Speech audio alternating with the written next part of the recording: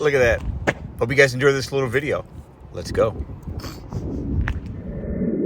We went out today in my market for the second day of having high priority access. I'm gonna do a little commentary, did a little filming, didn't stay out long today. Let's see how today went. So we started our day with a little Uber Eats action. It was a $6 order going across the street, basically. And then I also had Doordash on, except at a $9.75, saying it will be more.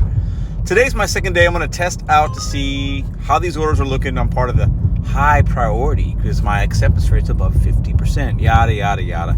Dropped off that first Uber Eats, and then we're on our way to pick up from the barbecue joint, which was up the street. This is a local spot. Shout out to Smoke and Barrels on Kings Highway in St. Louis.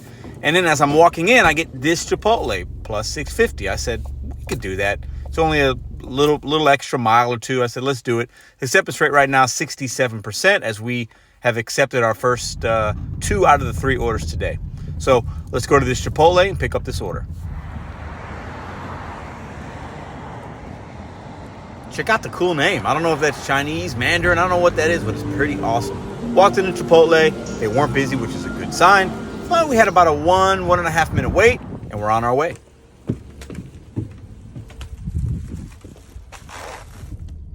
First order of the day out, $11.25 for Doordash, not too bad. And then the second drop off Chipotle's only a minute away. Let's go. Got to this awesome looking apartment, kind of complex building. These take a little bit of time because you got to navigate these long hallways, get on the elevator, drop it off. But really, it wasn't that big of a deal. After we dropped it off, we noticed we got $6.50. Right after that drop off, we got a $6 order going a few miles. 2 onions from Dash Mart. Let me know in the comments, do you guys have a Dash Mart in your area? Pick up for Alicia, 2 onions. And as we're leaving from picking up those onions, we got a $5.77 for 1 something miles. I said, we'll do it. But 2 onions? 2 onions. Anyways, the sandwich spot that we got the add on is in the Hill in St. Louis. So it's a cool spot. It reminds me of something that would be like in New York or something. Really cool spot. If you ever come to St. Louis, check out the Hill. A lot of Italian eats and good eats there. 2. That's the onion drop off. Cool. Hey, how's it going, man? Pretty good. Have a great lunch. Thank you. It's a great place, man. I did. Yeah.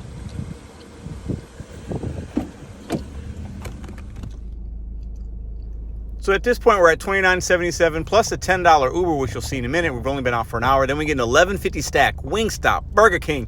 I almost didn't take it because of these places can be slow, but I did anyway. There's a $10 one we did first. So we're off to a really good start, actually.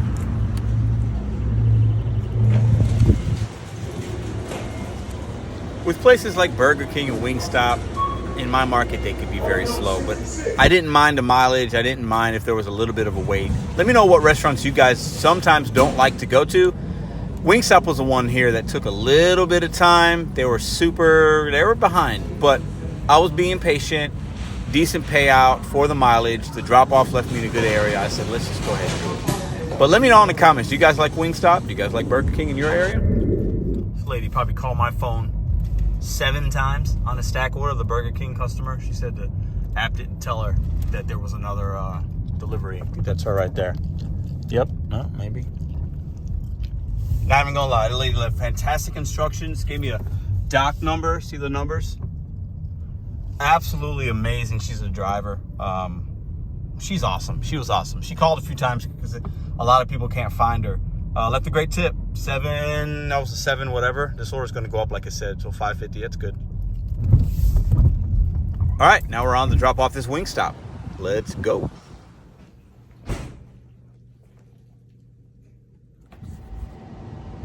So both of those orders combined basically were what? 13 bucks. So I went up a little bit. Got the $42.77 plus the $10 we made on the first run. So we're at $52.77. Oh, I was only scheduled to dash till 12:30. So we've been out for an hour and 47 minutes, I'm sorry. And we've made 52 bucks. And as you can see, we were able to dash. It's 12:48. We were able to dash right again. It ended, but then we hopped right back on another one. Oh, check out the arch. There we go. And some awesome clouds. Let's see what this order is. Right away got a Panera offer. I knew that that second drop-off was close to that Panera. I anticipated getting an offer from St. Louis Bread Co. Panera. Exactly what happened. Let's pick it up.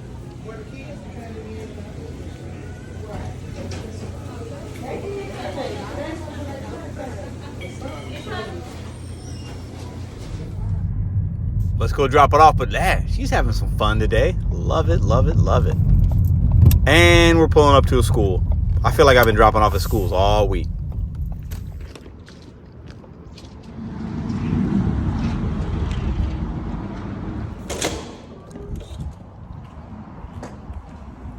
And we got a little extra money on that one, as expected. And then we get a clown order. Yeah, we don't take $3 orders on this channel. No, thank you. So we started a new dash since technically we were in a new zone. Let's see what this brings us. That's garbage. 114. Time check. And that's garbage. So this was the point where I fired Uber back up and I did a rideshare trip. 25 bucks, taking somebody to East St. Louis. It's about 5 miles for 25 bucks.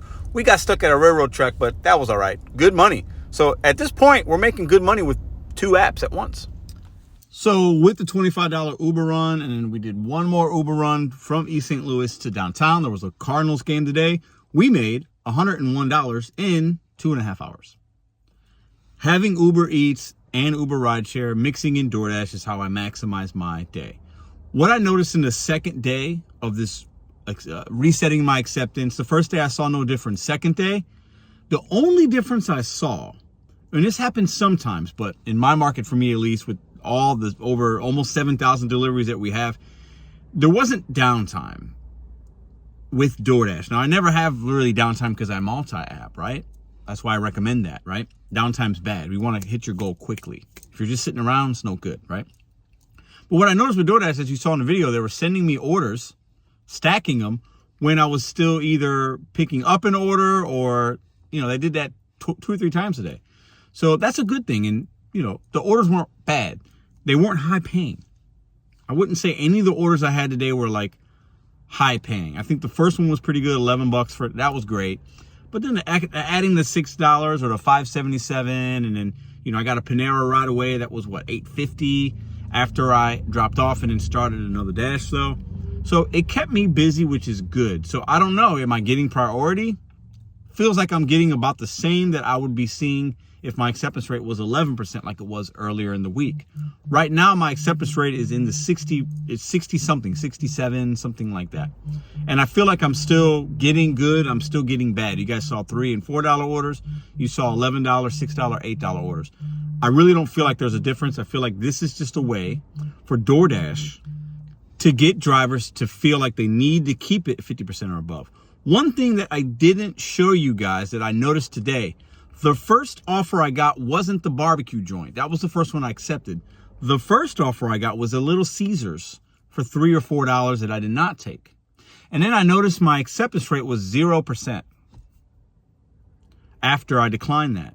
When I started the day, it was 60 something or 50 something.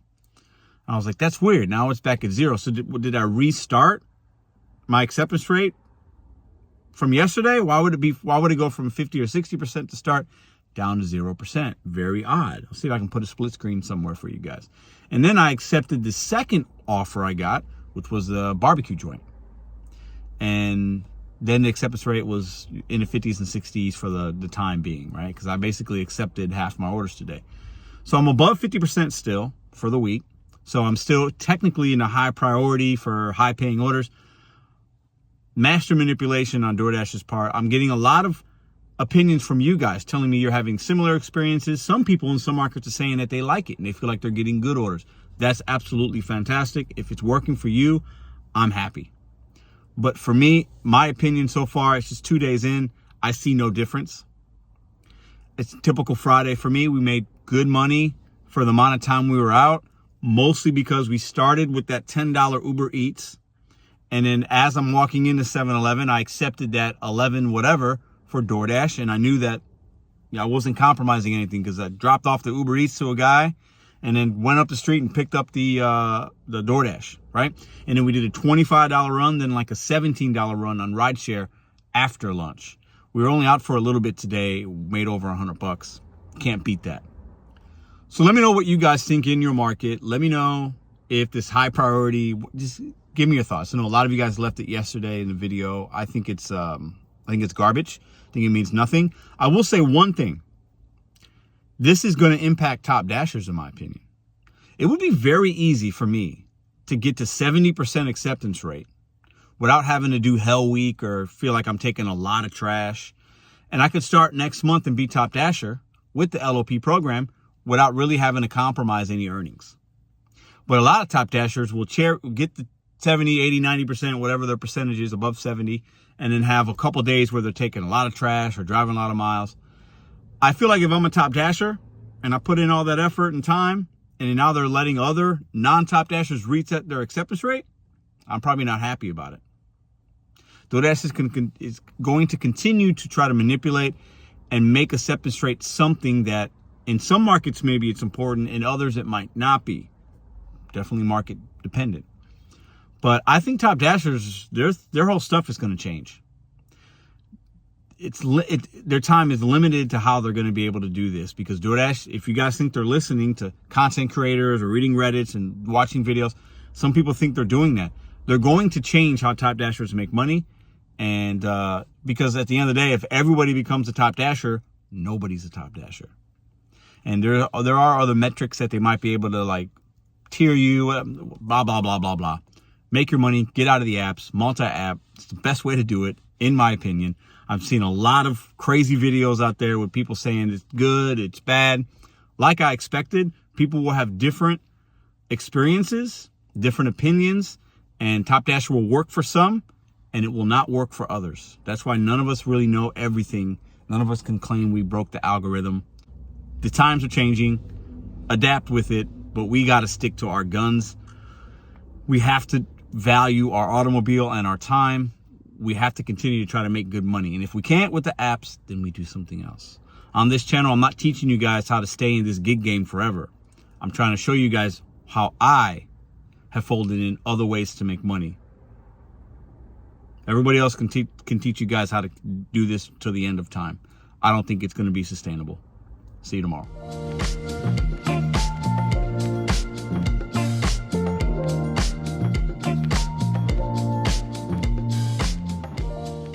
If you like this video or others, check out this one here. Consider hitting subscribe. Let me know what you think in the comments.